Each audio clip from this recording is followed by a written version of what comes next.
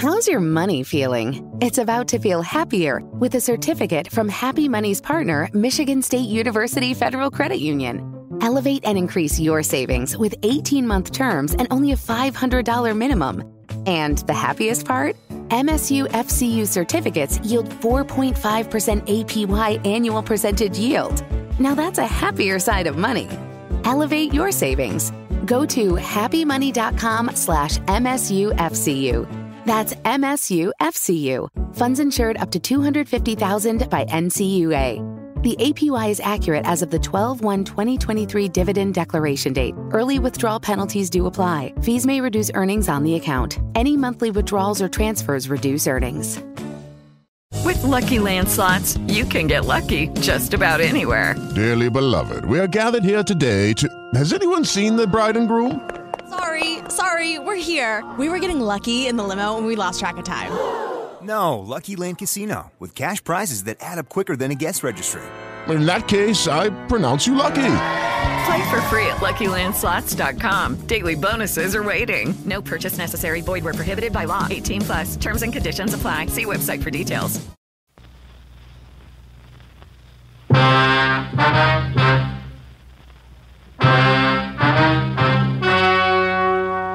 The story you are about to hear is true. Only the names have been changed to protect the innocent. Fatima Cigarettes, best of all long cigarettes, brings you Dragnet.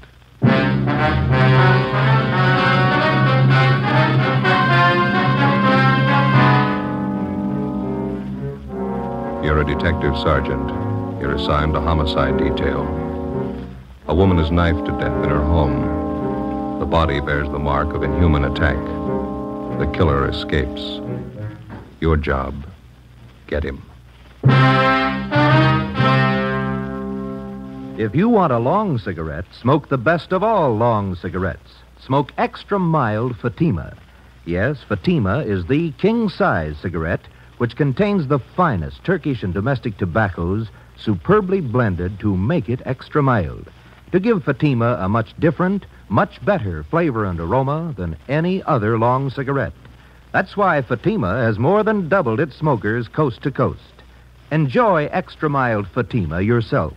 Best of all long cigarettes. It's wise to smoke extra mild Fatima. It's wise to smoke extra mild Fatima.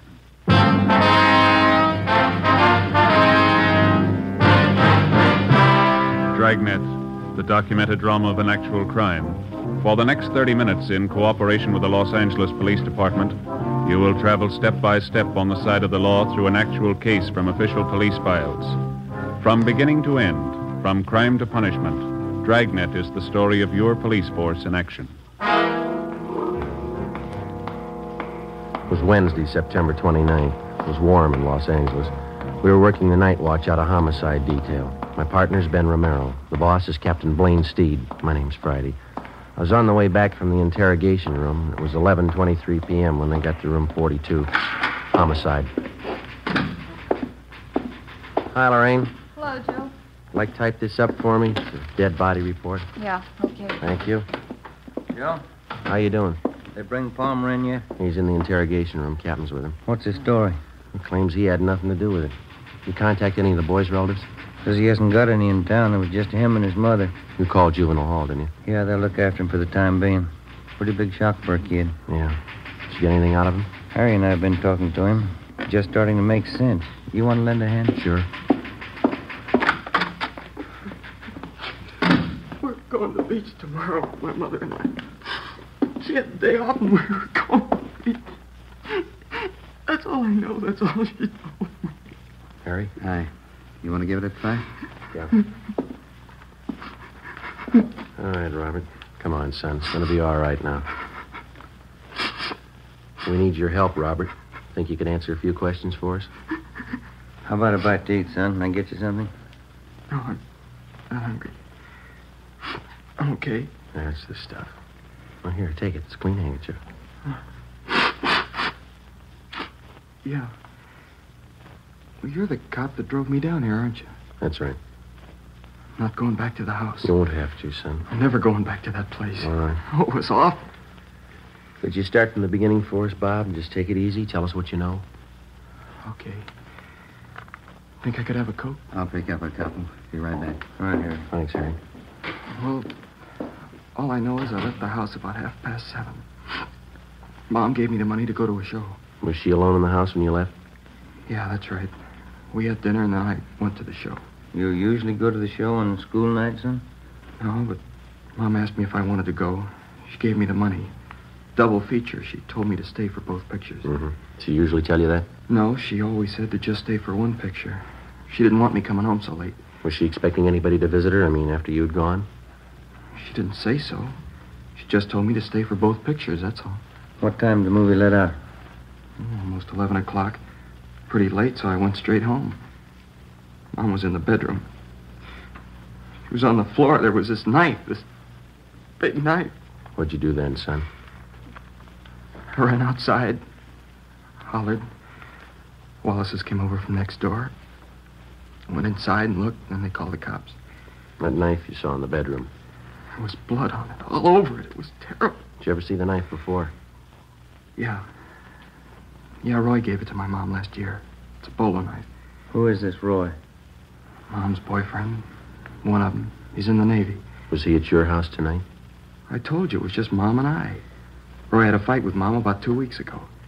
He said he didn't like her having other boyfriends, and they had a fight. They argued, is that what you mean? Yeah. And once Roy slapped my mother. You want one of these, Joe? No, thanks, Harry. Okay. There's your Coke, Rabbit. Oh, yeah. Son, did you know most of your mother's friends? Most of them, yeah. Can you think of any of them who might have wanted to hurt your mother? I don't know. Roy Palmer, maybe. He was mad at her. He's the only one I can think of. I don't know. I don't want to think about it anymore. All right, son. We won't bother you anymore tonight. Thanks a lot. Yeah. Ben. Mm-hmm. You want to follow through with Juvenile Hall, see if the boy's taken care of. Okay. You going to be in the interrogation room? Yeah, I got a few more questions for Roy Palmer. Right. Check you later. Okay.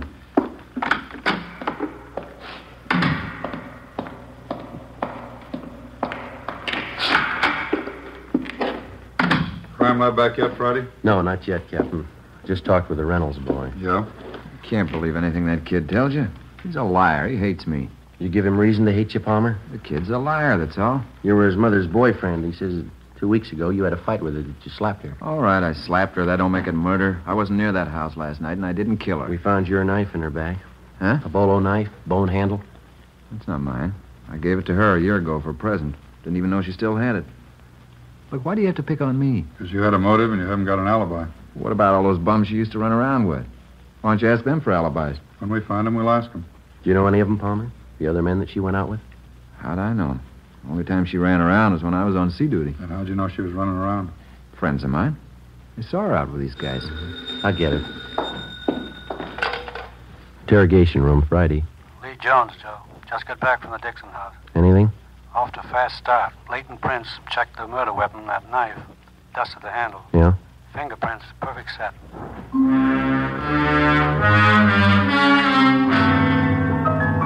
Captain Steed and I took the suspect, Roy Palmer, down the hall and had his fingerprints taken. At the same time, across the street in the crime lab, a set of fingerprints were lifted from the weapon which had taken the life of Mrs. Betty Dixon. The 2 sets of prints were checked and rechecked. They didn't match. Every object in the murder house was gone over for fingerprints and further evidence. Roy Palmer's fingerprints were on none of them. He was released pending further investigation. The only suspect in one of the most savage murders in the history of the city was free. The next morning, Captain Steed and I met with Chief of Detectives Thad Brown. How about the dead woman's son? You talk to him again? Well, Romero's with him now. He's taking down a list of all the people that his mother knew, friends, neighbors, everybody. No luck yet with a set of fingerprints? No, we've got no record on him. Checking him through Washington, we ought to get a kickback pretty soon. Set of prints and a piece of envelope. That's physical evidence, huh? Yeah.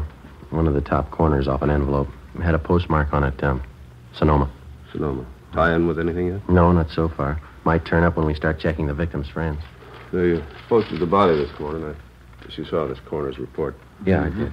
I don't have to tell you, you're not after an ordinary killer. 23 knife wounds. Revenge motive, maybe. Yeah.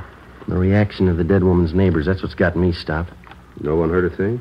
Mitchell and Didion are still covering the neighborhood. Haven't found anyone yet who saw or heard anything unusual. Well, I can't buy it. A woman isn't just cut down like that without some kind of a commotion. Besides, the homes in that neighborhood are fairly close together. Shouldn't take much to make yourself heard from one house to the other. No sign of robbery or burglary? No, according to the boy, the house is intact. Nobody touched anything. It leaves you with the boyfriend angle. Lover's quarrel. We're stuck with it, yeah. Hi, Chief. Romero, go ahead. How'd you make out? Better than I thought. Boy was over most of his shop this morning. Did he talk? 5 pages of names and addresses. He gave me all of them. Well, how about that boyfriend angle? Oh, about half a dozen names.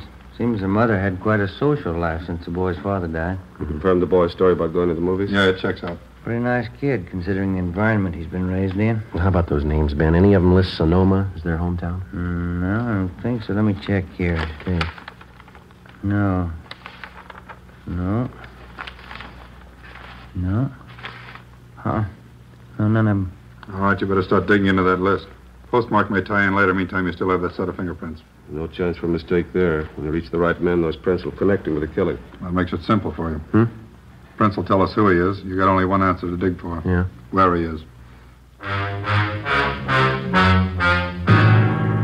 Thursday, September 30th, 11 a.m. We started checking the list of the murdered woman's friends through R&I for any possible criminal record. It's usually the case that a major crime rates headline space twice. When the crime is committed, when the criminal is apprehended. Between the two, more than often, there's a space of weeks and months, sometimes even years, in which the police officer goes through the monotonous, undramatic business of checking files, asking questions, sifting and sorting leads and evidence until he finally reaches the criminal. For a news story, it's pretty dull material, but it proves out the contention of most working detectives. You don't catch criminals with headlines. Monday, October 4th, we checked with a Miss Lucille Dana, a counter clerk at a little market out on Crenshaw. It's a terrible thing. I've been away on my vacation. Heard about it when I got home yesterday. You were pretty good friends with Betty Dixon. Is that right, Miss Dana? Yeah, pretty close. Oh, excuse me a minute. I'll take care of this customer. Yeah, all right. Is everything, sir? No, 2 bags of them jelly beans, please. All right. Okay, that's all. Oh, that's 19. 87. 9. 87. This is not marked. Just a minute. Tommy? Yeah? Number 2 corned beef. How much? Just a minute. 67. Thanks.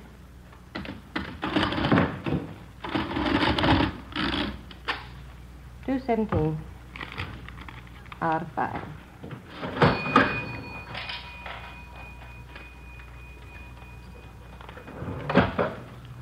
$2.17 to 20, 25, 50, $3, 4, 5. Mm-hmm.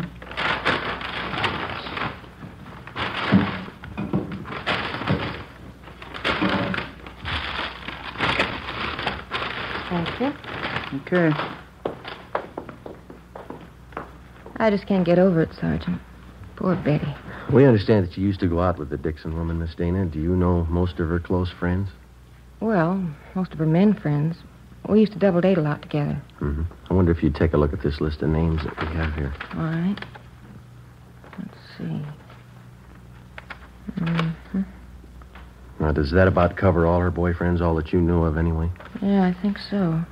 Let's see. Tony Morse, Galbraith, Al O'Neill. You don't have Floyd down here. Who was that? Floyd who? I never did know what his last name was. He used to take both of us out, Betty and I. Seemed to like her quite a bit. When's the last time she was out with him, do you know? Oh, 5 or 6 months ago at least. Kind of strange. How do you mean? Floyd. Jealous, you know. Hot temper. Said he was Spanish, but he had a light complexion. Oh, excuse me, please. Sure. Yes, sir? A pack of that mint gum and some lighter flints, please. Yes, sir. 25. Thank you. All right.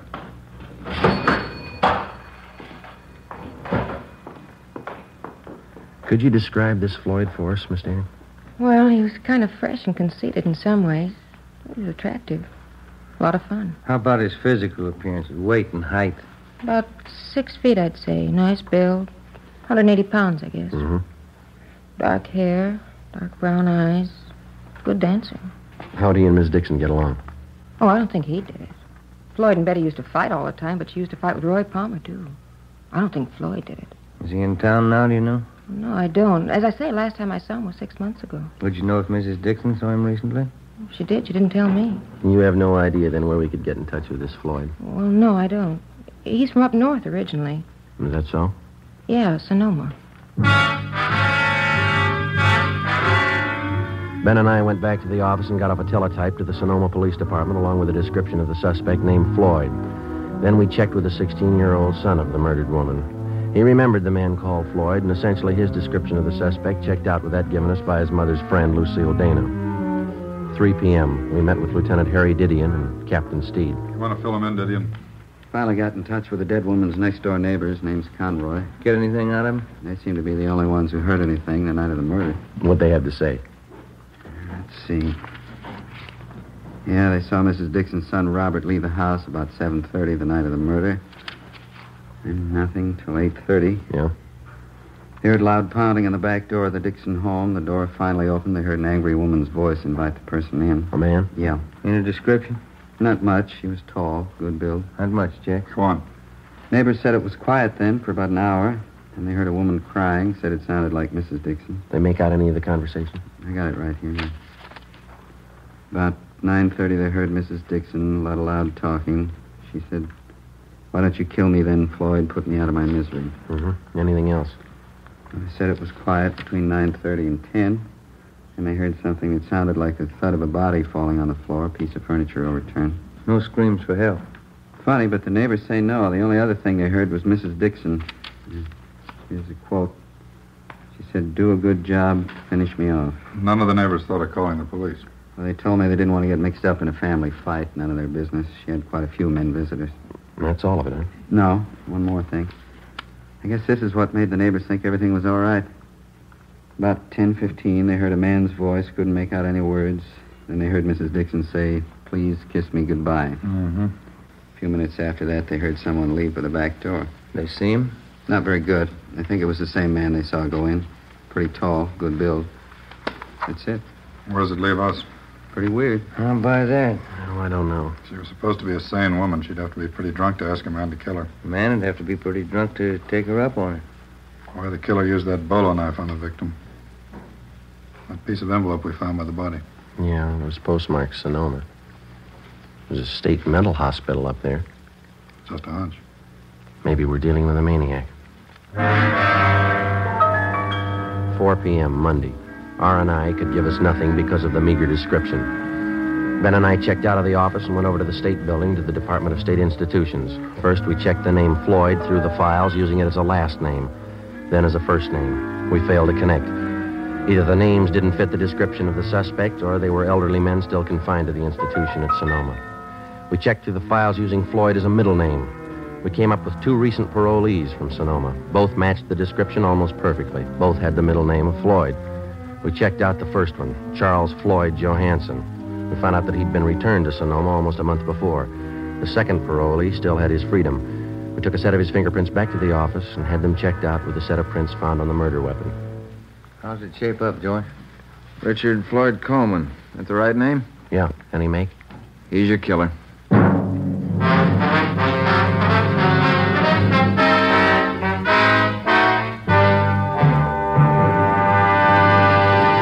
You are listening to Dragnet, the case history of a police investigation presented in the public interest by Fatima Cigarettes. If you smoke a long cigarette, it will be in your interest to listen to a typical case history of a Fatima smoker. It's the case of skating star Helen Davidson of the 1951 Ice Capades. This is her actual signed statement. Recently, on tour with the Ice Capades, I've noticed more and more people smoking Fatima.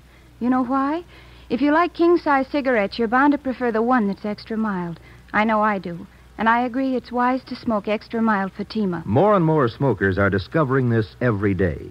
Actual figures show extra mild Fatima has more than doubled its smokers coast to coast. So enjoy extra mild Fatima yourself. The king-size cigarette, which contains the finest Turkish and domestic tobaccos, superbly blended to make it extra mild. You will prefer Fatima's much different, much better flavor. You will agree. It's wise to smoke extra mild Fatima. It's wise to smoke extra mild Fatima. The best of all long cigarettes.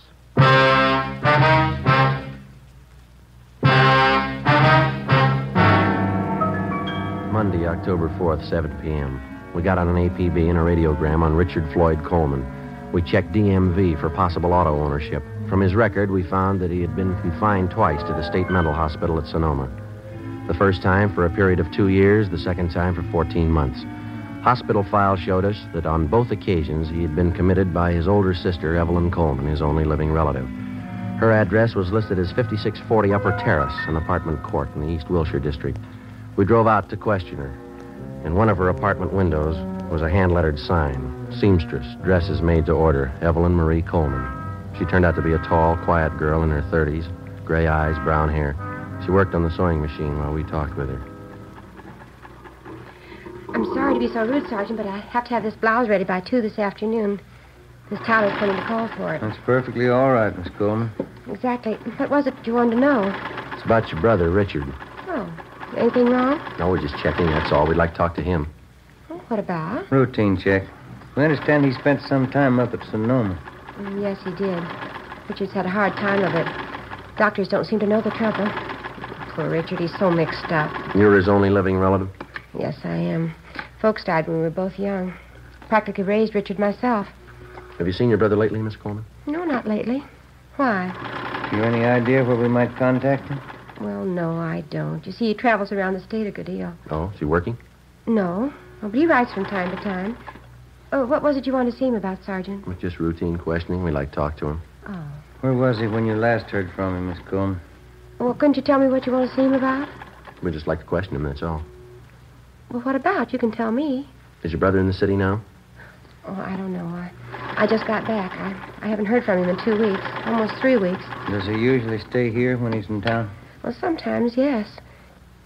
Is Floyd in some kind of trouble? Is that the name he usually goes by, Floyd? Well, most of his friends call him Floyd. Why? You think he might be staying with one of his friends here in the city? He might be. I don't know. Look, Sergeant, if Floyd's in trouble, you can tell me. I've seen him through lots of trouble before. Not this kind, miss. Women? Oh. I wish there was something I could do. Where was he when you last heard from him? He was in Santa Barbara. He wrote me. Please, Sergeant, why do you have to see Floyd? Excuse me. Yeah, sure. Hello? Oh, yes, Miss Tyler. Uh-huh. Well, maybe just a few minutes late. Would 2:30 be all right? Oh, fine, thank you. All right, Miss Tyler, bye. I'll have to hurry. Mrs. Tyler's blouse. Sure, you go right ahead. I really don't make much of a dressmaker, but I'm saving up. I'm going to buy a place in the valley farther out. Be fine for Floyd and me. Be awfully good for him. Floyd has to get away from the excitement. He's awfully nervous. Sorry, Miss Coleman. Sergeant? Are those your brother's suitcases in the alcove back there? Yes, they are. They've been there for a month. I keep his odds and ends for him. You sure he hasn't been here in the past month? Oh, yes, I'm sure. Please, Sergeant, why don't you tell me the truth? I've been through this before. What's trouble with Floyd? What is it this time? It's pretty bad. Well, what is it? We want to ask him about a murder. Oh, no, he wouldn't do that. You sure it was Floyd? We'd like to talk to him.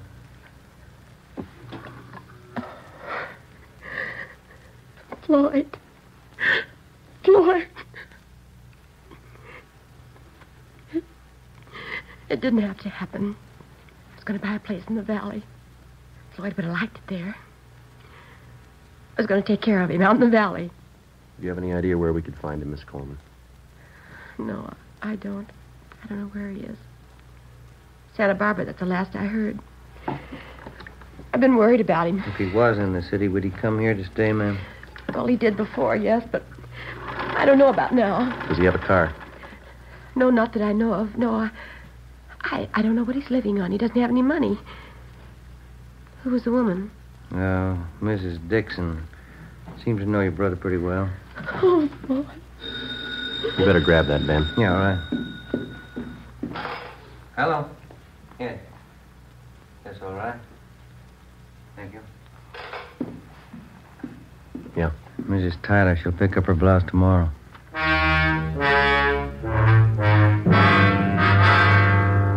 Ben and I left Evelyn Coleman's place and went back to the office. A stakeout was placed on her apartment. 2 days went by. Nothing happened. Despite the fact that the suspect's sister had promised to cooperate fully with us in locating her brother, a team of men was assigned to follow her wherever she went as insurance against any possible slip-up. As far as we were concerned, no precaution was out of reason. A maniac was on the loose in the city, the same maniac who had murdered the Dixon woman. He'd done it once, and if the urge was there, he'd do it again. We sweated out the next 3 days. On the afternoon of the 6th day, we got an urgent call from one of the parole officers in the State Institutions Department, a Miss Gertrude Vaughn. Ben and I went over and checked with her. Call came in about 20 minutes ago, Sergeant. Man's voice. What do you have to say? He wanted to talk to me about the Betty Dixon case. Seemed nervous. You say you knew anything about it? I didn't want to frighten him off asking too many questions. I got the idea he had something he wanted to get off his mind. Well, did he mention anything specific? I mean, names, places, anything like that? No, but I got the impression he knew quite a bit about the case. What else? He promised he'd be here by 4 o'clock. Said he'd be ready to talk. Mm-hmm. Well, it's 2:45 now. All right, Ben. Okay. Pull up a chair. We waited. 3:15, 3:30, 3:45. No sign of the anonymous caller. 4 p.m. Still no sign. We waited.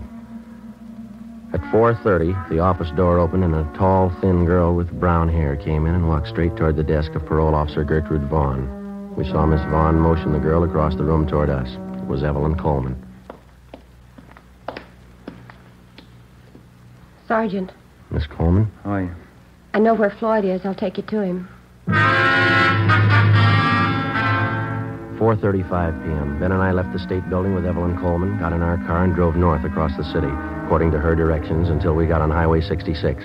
We continued driving north out of the city. Evelyn Coleman sat quiet in the back seat, looking at her hands folded in her lap.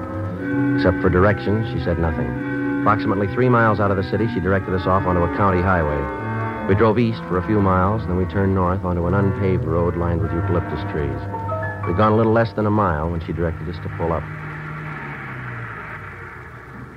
We can walk the rest of the way. Okay. It's not far. All right. All right. This way. Your brother been out here all this time? He didn't tell me. He called this morning. Supposed to get himself up. What happened? I don't know. He's worse now, I think. Could hardly understand him on the phone. Doesn't make sense. Is he alone now? He was when I left him. We go across this field here. Okay. Yeah. Is your brother armed? No. That it over there? Yeah. Shack by the trees. You'll see he's treated right. Yes, ma'am. We'll see to it.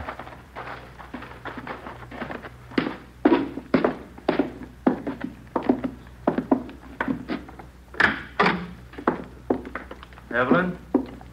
Evie? I brought them in, Floyd. They'll take you back. I'm Richard Floyd Coleman. I want to tell you I killed Betty Dixon. All right, Ben. I wanted to marry her. She didn't want it. She dared me to kill her. I grabbed the knife. We can talk about it later, huh? She was lying on the floor. She said, "Kiss me goodbye." I held on to her. She seemed to go to sleep. We have to go, Floyd. You tell him, Evie, I loved her. You tell him that. Yeah, I will. She dared me to kill her. She said I didn't have the nerve. She asked me to. Yeah, all right. Come on. Try to tell him that at the hospital. Yeah.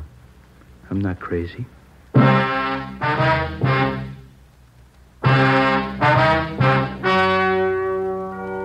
story you have just heard was true. Only the names were changed to protect the innocent. On December 4th, trial was held in Superior Court, Department 86, City and County of Los Angeles, State of California. In a moment, the results of that trial. And now, here is our star, Jack Webb. Thank you. To prove a suspect's guilt or innocence, as in tonight's case, the working detective spends many a long hour with the man in question. In the interrogation room, the crime lab, with his friends, his enemies, gets to know his man well. And so with a cigarette. If you're a long cigarette smoker like I am, get to know Fatima. Live with it a while. Pack after pack, they're extra mild. Get to know the best of all long cigarettes. Smoke Fatima.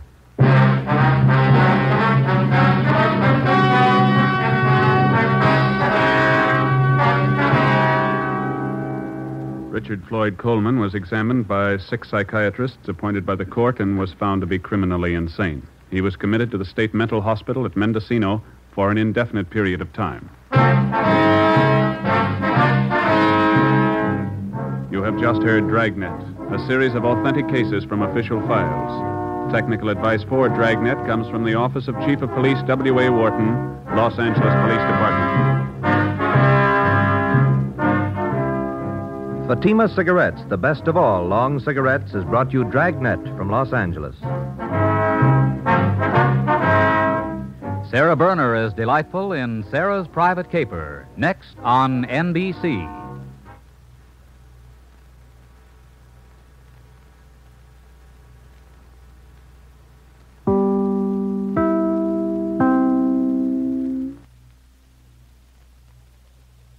How's your money feeling? It's about to feel happier with a certificate from Happy Money's partner, Michigan State University Federal Credit Union. Elevate and increase your savings with 18-month terms and only a $500 minimum. And the happiest part? MSU FCU certificates yield 4.5% APY annual percentage yield. Now that's a happier side of money. Elevate your savings. Go to happymoney.com/MSUFCU. That's MSUFCU. Funds insured up to $250,000 by NCUA. The APY is accurate as of the 12/1/2023 dividend declaration date. Early withdrawal penalties do apply. Fees may reduce earnings on the account. Any monthly withdrawals or transfers reduce earnings. With the Lucky Land Slots, you can get lucky just about anywhere. This is your captain speaking. We've got clear runway and the weather's fine, but we're just going to circle up here a while and get lucky. No, nothing like that. It's just these cash prizes add up quick. So I suggest you sit back, keep your tray table upright, and start getting lucky. Play for free at LuckyLandSlots.com. Are you feeling lucky? No purchase necessary. Void where prohibited by law. 18+ terms and conditions apply. See website for details.